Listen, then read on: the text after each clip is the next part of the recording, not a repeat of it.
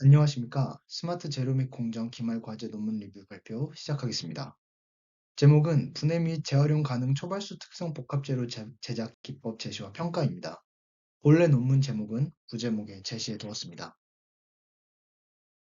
우선 초발수 표면은 무엇인가에 대해서 간략하게 설명드리겠습니다.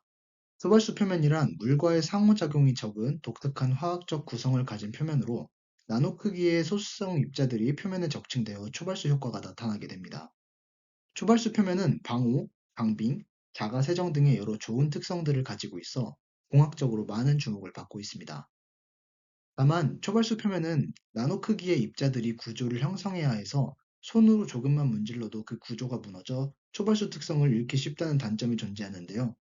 이에 따라 최근까지의 연구는 초발수 표면의 약한 내구성을 보완하는 데 초점이 맞춰져 진행되어 왔으며, 내구성이 강해진 초발수 표면을 분해하고 처리하는 데 어려움이 생기는 새로운 문제에 직면하게 되었습니다.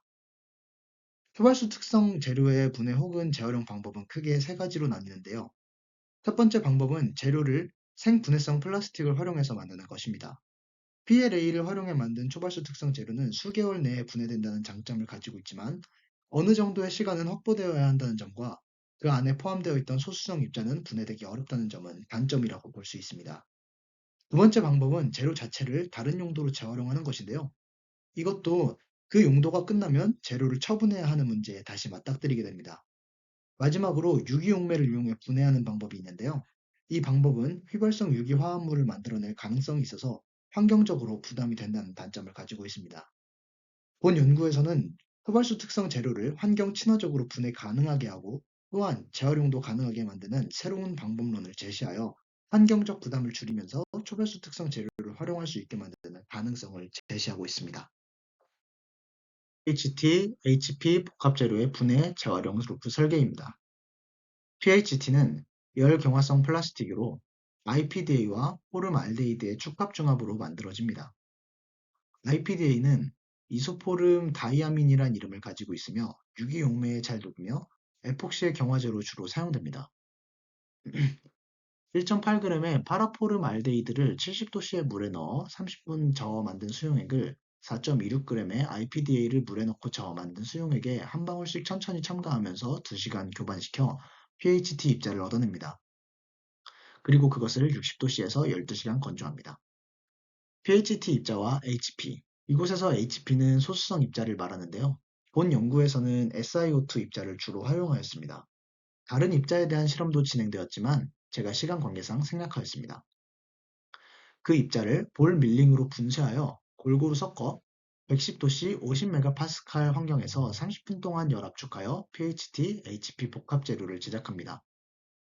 그렇게 만들어진 재료를 표면을 폴리시, 그 다음에 염산으로 표면을 에칭 처리하게 되면 표면에 남아있던 PHT 구조가 전부 날아가게 되면서 HP 입자가 나노스케일의 거친 구조를 형성해 초발수성 특징을 보이게 됩니다.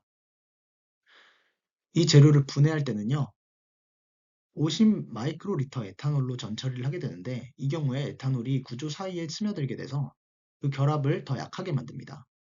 그렇게 되면은 산성 용액이, 염산이 이 구조 사이에 더 쉽게 침투하게 되어서 PHT를 녹여낼 수 있게 됩니다. 그럴 경우 소수성 입자를 배출하고 용해됩니다. 소수성 입자는 여과하여 다시 수집을 하게 되고, 이렇게 해서 재료를 만들었다가 분해를 할 수 있는 닫힌 루프가 만들어졌습니다. 이는 재료의 결합과 분해를 화학적으로 나타낸 그림입니다. 촉합 특성 및 표면 구조 관측입니다. 제작된 재료는 PHT와 HP 입자가 고르게 분포해 있는데, 폴리쉬와 산성 용액을 통한 에칭 과정을 통해서 표면을 처리하게 되면 표면에 HP만 남아서 나노스케일의 미세 구조를 형성하여 초발수성을 띠게 됩니다. BCD의 그림을 보게 되면은 이것은 전자주사 현미경으로 관측한 각 단계에 따른 표면의 구조인데요. 표면의 단계가 거듭될수록 표면에 더 나노스케일의 구조가 형성되는 것을 볼 수 있습니다. 그리고 마지막에 엣지까지 진행이 되면은 정접촉각이 152도로 휘발수성을 띈다고 볼 수 있습니다. 분해 과정입니다. 재료에 50 마이크로리터 에탄올을 떨어뜨려 적신 후 HCl 수용액, 그러니까 염산에 2시간 녹이면 완전히 분해됩니다. 에탄올이 재료 내부 pHT와 HP 사이의 결합을 느슨하게 만들어 염산이 재료를 녹일 수 있게 만듭니다. 완전히 녹은 재료는 여과를 통해 다시 실리카 입자와 IPDA로 수집됩니다. 재료의 포름알데히드가 농축 과정 중 증발하여 다시 pHT를 구성할 때는 포름알데히드를 수용액에 첨가해야 합니다. 재구성된 pHT의 재활용률은 90%를 넘는다고 보고하고 있습니다. 재활용 및 FTIR 관측입니다. FTIR은 풀이에 변환 적외선 분광법 기법입니다. 다시 만든 재료의 앞에는 R이라는 표시를 해서 다시 만들었다는 것을 알아볼 수 있게 했고요.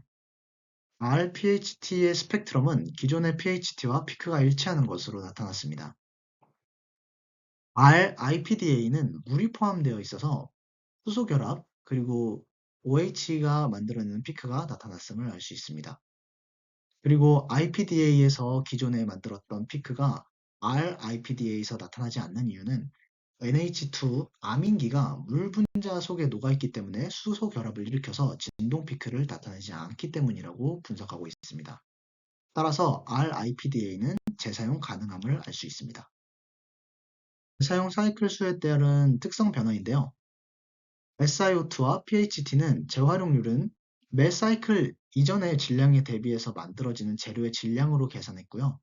매 사이클마다 90%가 넘는 재활용률을 보였습니다. 강도 또한 매 사이클마다 88.5에서 90으로 큰 차이 없이 유지됐고요.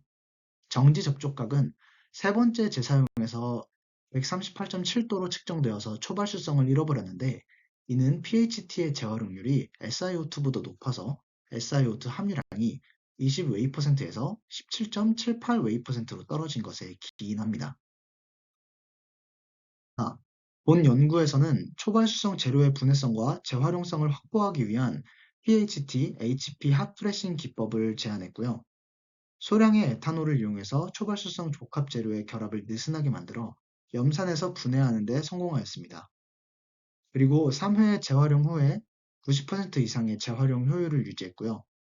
마지막으로 연구에서는 IPDA 용액의 농축 과정에서 증발하는 포름알데히드의 잠재적 위험성을 보고하였고 그것을 해소하는 것을 추후 계획으로 밝혔습니다. 이상으로 발표를 마치겠습니다. 감사합니다.